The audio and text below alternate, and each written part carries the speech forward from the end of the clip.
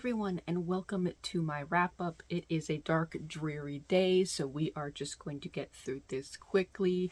I apologize for not filming any interludes this month. This month was very, very hard and very, very busy, and I just didn't have enough time to be talking about the books as I was reading them.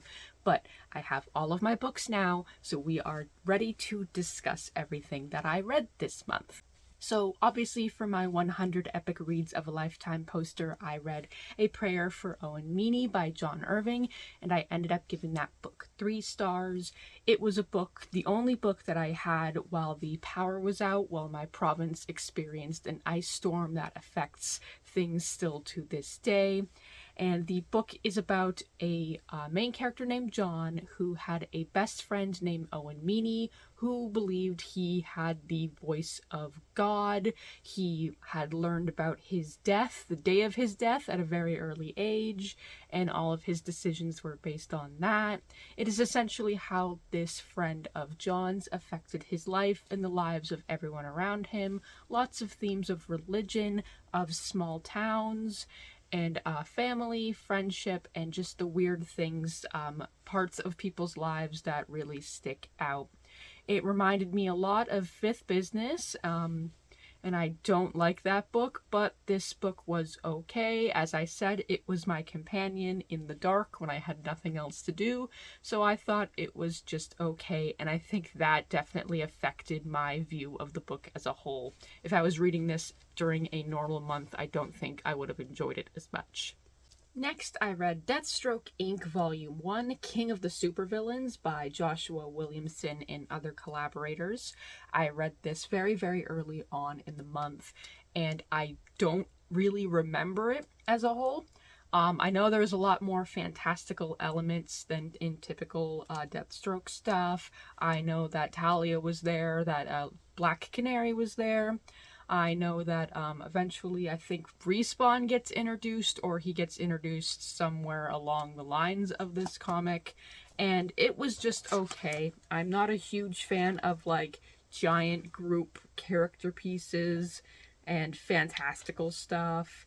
Just a lot in here that I actually don't even remember. I think the only story I remember was Deathstroke going into a fantasy world and riding a unicorn. So it's just a bunch of little stories like that, connected to the bigger picture of what was going on in comics at the time. And it is just a 3-star from me. Not a lot to say on this comic. Next, I read Batman Shadow War by Joshua Williamson and other collaborators, and I enjoyed this one a little bit more. I like a lot of the characters in here, that being the Al Ghuls, Damian, Deathstroke, Ghostmaker, all of that good stuff. I really, really liked this one. Good, compelling story, and more cohesive to me, something I could dig my teeth into a little bit easier. So this one got 4 stars instead of 3. I think it helped being the more cohesive part of the story, whereas the other volume was just scattered ideas. This one was very, very good, and I enjoyed it a lot. Next, I read The Familiar by Leigh Bardugo. I know, I told myself I wouldn't be reading any more Leigh Bardugo, but my sibling happily got me the library book, a very nice copy from our new library branch, so I was able to take advantage of the new library and read it, and it was not very good. She can't do a standalone. I don't like the way she writes. It's too one-wordy, it's too punchy, and I was starting to predict every end of the paragraph would have the punchy line, the line that's supposed to make you go, whoa, and highlight it and annotate it. I don't like books like that. It's a very like popular way of writing, and I don't feel connected to it in any way.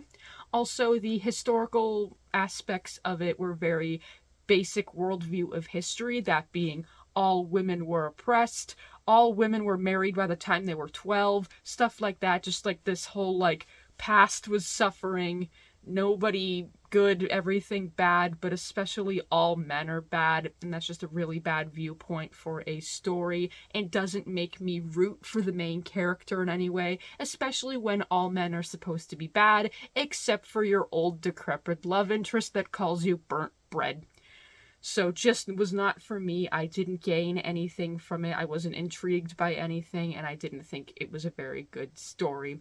I buddy read this with my friend, and she had the same sentiment. Also, dumb small point I wanted to point out. Why was eating a pomegranate so horny? It's not that horny.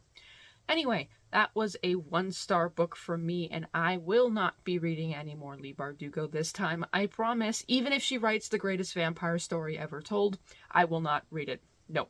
I then read Batman War Games books 1 and 2 by a wide variety of collaborators, including Devin Grayson. I can't think of anyone else's names right now, but it is a huge, giant storyline that occurred right after Officer Down. It is all of these gangs start to fight each other and affect Gotham, and there's a lot of explosions, a lot of deaths, a lot of stuff going on, especially since Batman doesn't have a lot of allies at the moment. He really has Oracle, Nightwing's in Bloodhaven. Tim has decided to stop being Robin at the request of his father.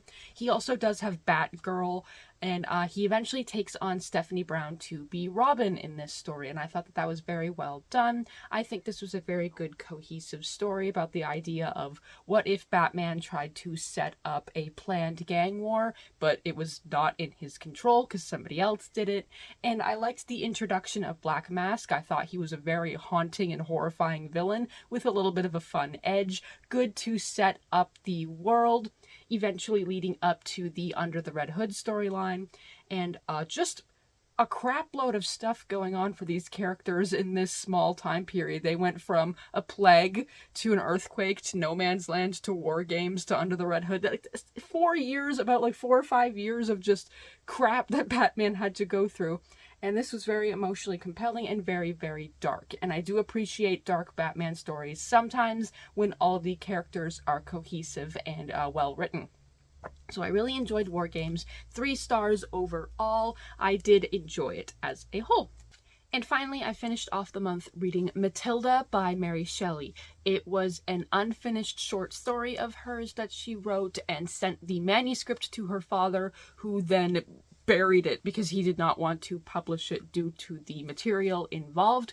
It is a short story, sort of autobiographical, but of course heavily emotional and metaphorical, where a character named Mathilda is abandoned after the death of her mother by her father, and eventually when they reconnect, he realizes he is in love with her and decides to kill himself as a result of these feelings. And the rest of the novel is her facing all these heavy emotions with a friend, a poet, obviously based off of Percy Shelley. So it was a very small story, but it was very beautifully written, even though it was unfinished. There were a lot of pieces missing, a lot of misspellings, but I really enjoyed it. I really enjoyed being in Mary Shelley's sort of emotional frame of mind. Even if a lot of the story did not happen, you can tell she faced a lot of grief in her life, a lot of loneliness, and a lot as a result of the death of her mother after childbirth and the subsequent relationship with her father. So I thought that was very compelling stuff. That's a 4-star from me. And that's it. That was the month of April for me. I did do a little bit of reading amongst all of the issues I had to go through. I'm hoping everything is resolved now, everything is settled, that no more storms hit. I really don't want to deal with the house being minus 10 degrees ever again. So thank you so much for watching. Don't forget to like, comment, and subscribe, and I will see you all next time. Bye bye.